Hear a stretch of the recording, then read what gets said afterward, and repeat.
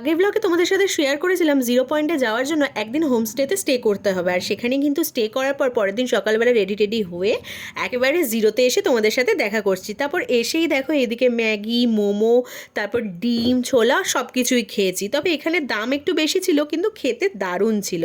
তারপর ছোটো মাসির সাথে একটু ইয়ার্কি করছিলাম। ছোটো মাসি বলছে দে আমাকে একটু ম্যাগি, আমি বলছিলাম একদম দেবো না। তারপর ভাবলাম ওকে যখন দেবো না বলেছি মুখের ওপর, তা একটু খাইয়েই দিই ওকে ভালোবেসে।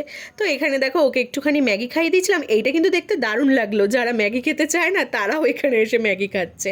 তারপর ম্যাগি খাওয়ার পর একটু আগুনের তাপ নিলাম, আর তারপর একেবারে ওয়েট না করে বরফে চলে এসেছি। আর বরফে এসে মাস্তি বেশিক্ষণ নিয়ে তারপর আবার হোমস্টের দিকে রওনা দিলাম। তবে রওনা দেওয়ার পথে দুটো স্পট ছিল, একটা স্পট তো দেখতেই পারিনি কুয়াশার জন্য, আর একটা স্পটে দাঁড়িয়ে পড়েছি। আগের বার তোমাদের দেখালাম আগের ভ্লগে যে অমিতাভ বচ্চন ফলসে আমরা দাঁড়াতে পারিনি বৃষ্টির জন্য, তবে এবার কিন্তু দাঁড়িয়েছি। তারপর হোমস্টেতে এসে এখানে একটা কিউট বেবির সাথে খেলা করে আজকের দিনটা শেষ করলাম।